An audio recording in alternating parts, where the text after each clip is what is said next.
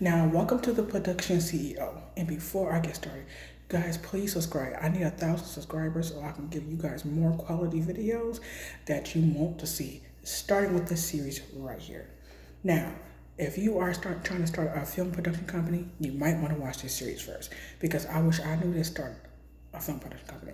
Now, when you do your research, there's a lot of videos on the film industry, but I don't think no one is getting into the detail, the nitty gritty of the industry. And that's where I come in at because I think a lot of them talk about the same stuff and they not really hitting the hammer on the nail.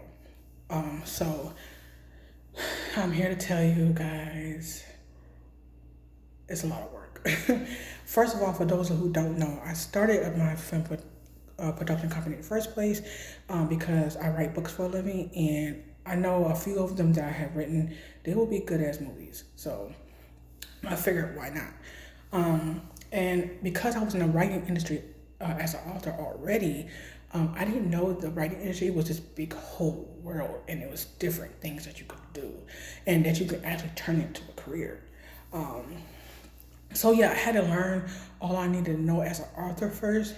I was already reading books. I was that book nerd that was always in the library and the last to go. So I remember the first book I read, which was Something on the Side by Carl Weber, who just happened to be one of my favorite authors, amongst others.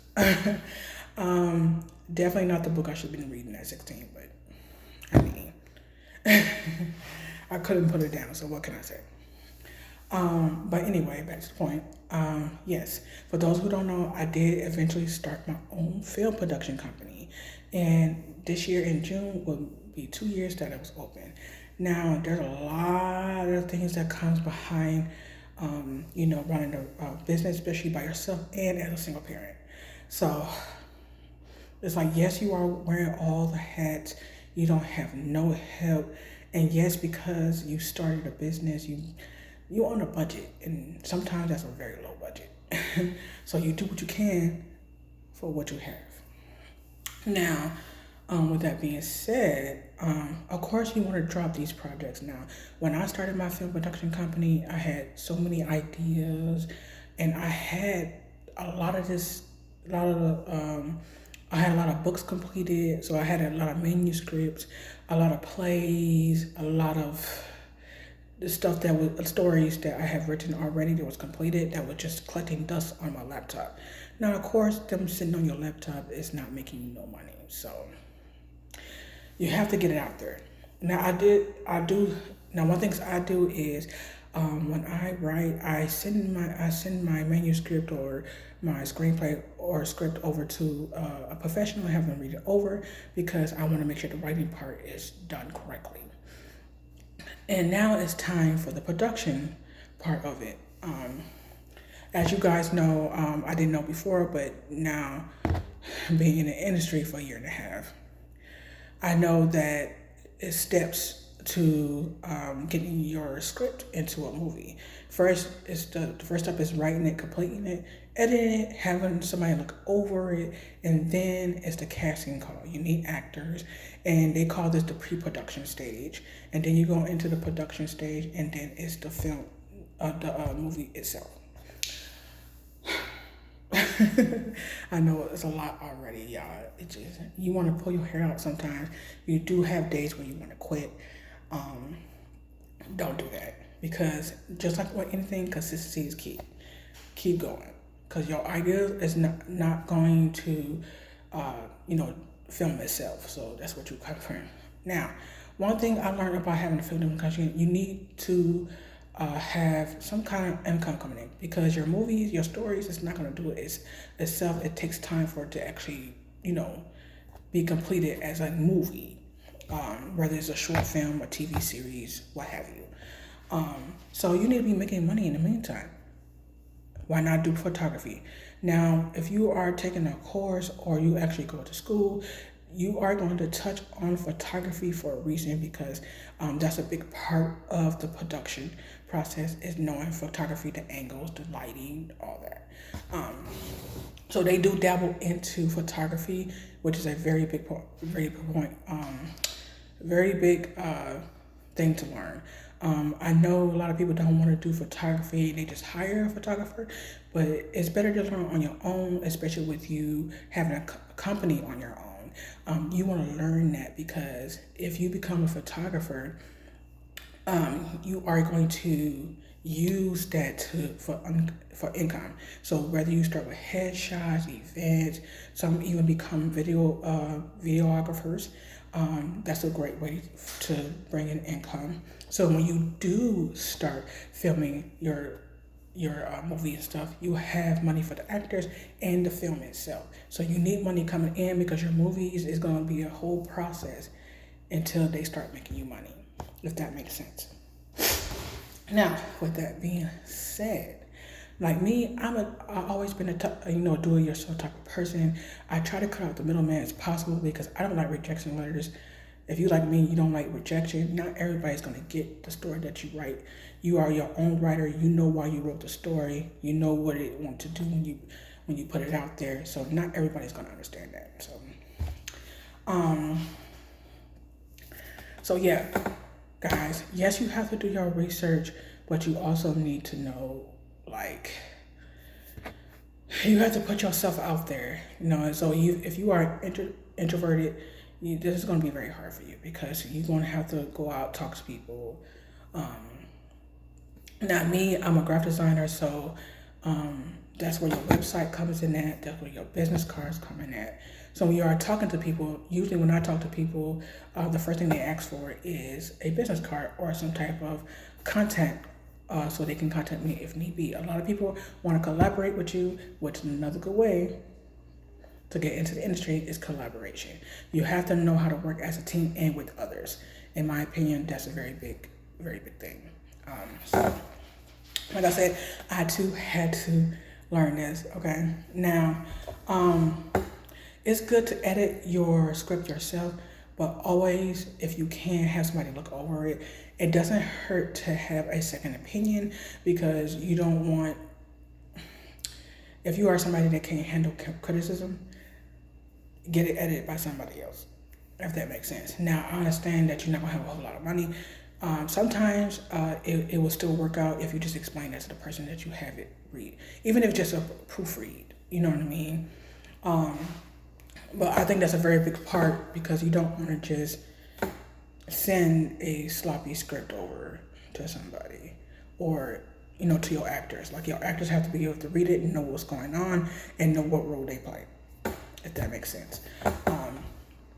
So yeah, and then two guys, it's a lot more to having a online presence. In my opinion, you need both a online presence and an outside presence.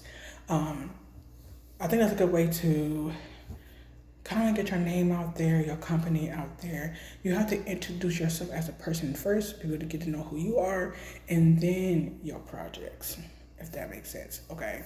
And then you just combine the two.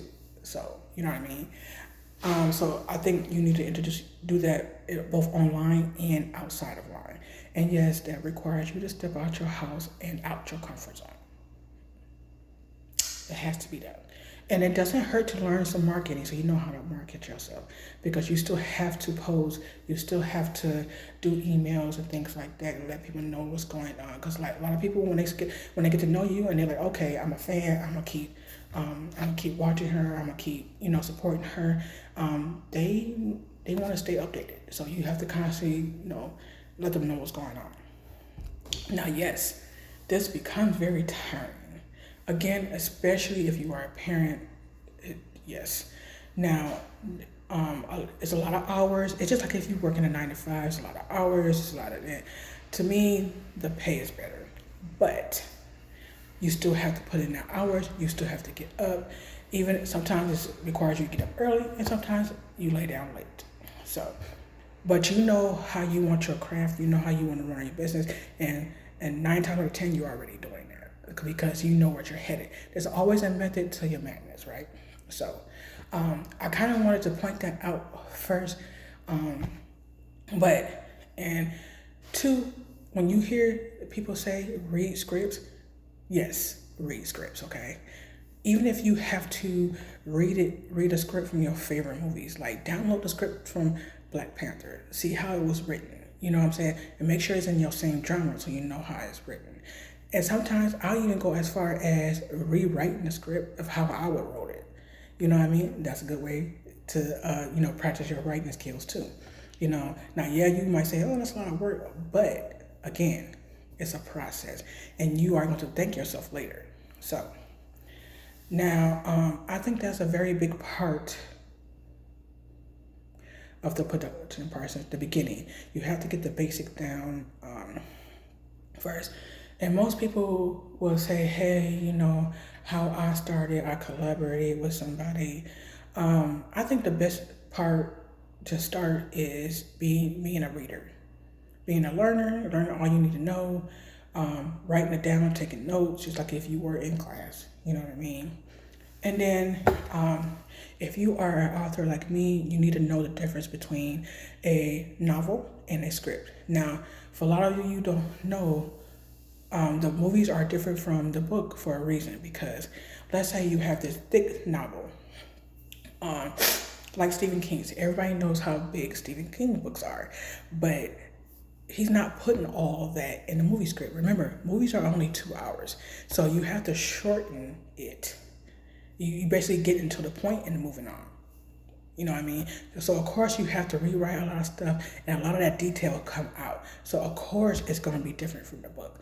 If you want a more detailed story, that's where the book comes in. And if you wanted to see it visually, some of the stuff is going to be taken out, but that's where movies come in at. So that's why novels are different from the movies. Now, some writers are able to get the movie as close to the book as possible, but you're not gonna have everything in there. We try to get it close as possible, because there are times where the movie is better than the book, and the book is better than the movie. So that's what comes in there. To me, I think it depends on, in my opinion, depends on the writer. I mean, if you are a skilled writer like Stephen King is, it's gonna get done. It's gonna be written to the point where they gonna get their point across. You're gonna understand, and if you read both the book and watch the movie, you're like, oh, okay, that's where that comes in there. So yeah, the basics. First things first. Yes, do your research, but also do it. So like if you do your research about, like if you read scripts, rewrite the script, for yourself. Actually apply it. Don't just read to comprehend. Apply it, and then apply it to your work. You know what I mean? Because it's gonna help you out in the long run. So you might wanna, yes, trust me. There's a method to your madness. There's a lot of damn writing, but trust me, you're gonna thank yourself later. Okay? So, and when you do your research before you start your production company, remember you still have lots to learn, because like I said, this is a big ass industry. So don't think that your learning is done just because you do your research before you started your production company. Trust me, you still have lots to learn. And that's okay. This is a learning experience, and you're not going to know that until you put yourself out there. Once you take that first step, you'll see what I'm talking about, because you're going to keep going. And you're like, oh, okay, now I can do this. Oh, I didn't know that. Let me do this. See? And then your ideas will start flowing. Now, eventually it's going to become like second nature, and then you go like down. So that's why you have to start somewhere first. To me, starting is reading and writing. I think that's a big start. Collaboration and getting out of your comfort zone, and having like I said, having that second eye on your work that does help. That helps as well. Having both online and outside presence, knowing how to market yourself and putting yourself out there both as a person and a writer and a business owner. So, to me, that is the first part, and stay tuned to part 2, guys, because like I said, this is a whole series, because there's a lot to touch on, but I'm going to be the person to touch it on. So like I said, this is a very detailed and big ass industry, and it gets scary going in, especially if you go in blind. So stay tuned, guys.